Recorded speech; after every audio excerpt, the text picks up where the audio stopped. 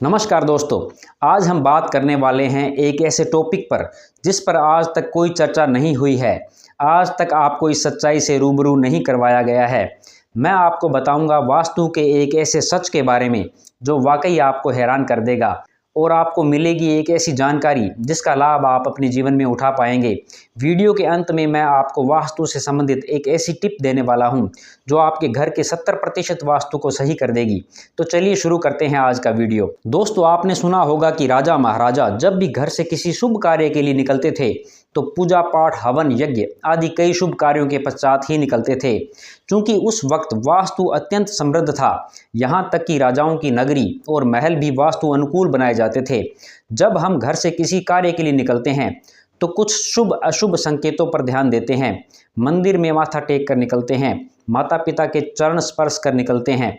क्या आप जानते हैं ऐसा क्यों किया जाता है? चलिए इसे वास्तु के माध्यम से समझते हैं।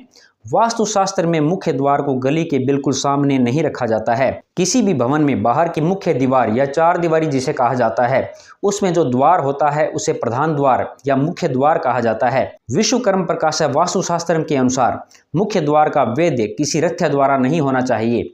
रथ्या वेद वास्तु दोष माना जाता है। इसका मतलब है किसी भी मकान की बाहरी दीवार का जो मुख्य गेट है उसके ठीक सामने गली या रोड नहीं होनी चाहिए। वास्तु की जिस सच्चाई की हमने वीडियो के शुरू में बात की थी उस पर चर्चा करेंगे, लेकिन उससे पहले एक और एग्जाम्पल लेते हैं। घर में कंटीले पौधों को शुभ नहीं माना जाता है। सुगंध युक्त हरे भरे प्लांट्स को घरों में प्राथमिकता दी जाती है। चूंकि प्लांट्स एयर एलिमेंट को रिप्रेजेंट करते हैं, वायु प्राणों का आधार मानी जाती है, अतः प्लांट्स हमें बहुत ज़्यादा प्रभावित करते हैं। लेकिन किसी भी प्रकार के शुभ या अशुभ वास्तु का प्रभाव हमारे जीवन पर किस प्रकार होता है, यह समझना बेहद ज़रूरी है। वास्तु की पॉजिटिव या नेगेटिव एनर्जी हम पर प्रभाव डालती है। यह प्रभाव सीधा हमारे मन पर पड़ता है। कैसे ये एनर्जी हमारे मन को प्रभावित करती है, यह महत्वपूर्ण है। हमने पहले एग्जाम्पल में जाना कि घर के मुख्य द्वार को रथ्या वेद से बचाना चाहिए। ऐसा इसलिए है कि जब भी हम घर से किसी कार्य के लिए निकलते हैं तो हमारा मन उस कार्य के प्रति सचेत होता है और मन उस कार्य की रूपरेखा तैयार कर रहा होता है, यानी सबकॉन्शियसली उस कार्य की पूर्णता हमारे मन में हो रही होती है। लेकिन जब हमारे घर के मुख्य द्वार के ठीक सामने कोई रोड होती है तो उस रोड में हो रहे विभिन्न कार्य, विभिन्न लोगों पर हमारी नज़र घर से निकलने से पहले ही पड़ जाती है। फलस्वरूप हमारे मन पर उसका इम्पैक्ट आता है और हमारे कार्यों में बाधा आ सकती है। उसी प्रकार ग्रीन प्लांट्स का हमारे मन पर सकारात्मक प्रभाव ऊर्जाओं के अनुरूप पड़ता है। इसका अभिप्राय है कि वास्तु का सबसे ज़्यादा इम्पैक्ट हमारे मन पर पड़ता है। यही वह महत्वपूर्ण बात है जिसकी चर्चा हमने वीडियो के शुरू में की थी। मन पर परिस्थितियों, एनवायरनमेंट हमारे देखने, सुनने, समझने और महसूस करने के द्वारा संस्कार की छाप बनती जाती है जो भविष्य में होने वाले सभी कार्यों पर प्रभाव डालती है। मन पर पड़ रही यही छाप हमारा माइंडसेट बनाती है और हमें अच्छे बुरे परिणाम दिलाती है। मन ही मनुष्य के कर्मों का आधार है और कर्मों से ही परिणाम उत्पन्न होते हैं। इस प्रकार वास्तु का सीधा सीधा कनेक्शन हमारे मन से होता है। मन नियंत्रण द्वारा हम अपने जीवन को सही दिशा दे सकते हैं।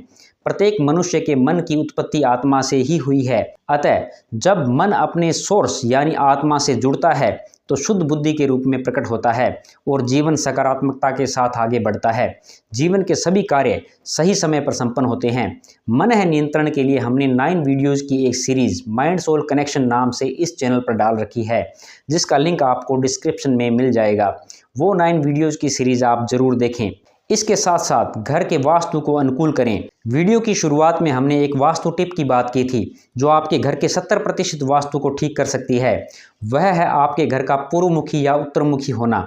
यदि आप नया घर बना रहे हैं तो पूर्व या उत्तरमुखी प्लॉट लें। बस इतना करने से आपके घर में अधिकतर वास्तु दोष होंगे ही नहीं। तो दोस्तों, ये था आज का वीडियो जिसमें हमने जाना कि वास्तु का हमारे जीवन को प्रभावित करने का जरिया हमारा मन है। मन को नियंत्रित, संयमित रखें, योगाभ्यास व ध्यान करें, घर को वास्तु अनुकूल रखें। इसी प्रकार के वीडियोज़ के लिए हमारे चैनल को सब्सक्राइब कर लें। मिलते हैं नेक्स्ट वीडियो में। आपका वीडियो में यहाँ तक बने रहने के लिए बहुत बहुत धन्यवाद।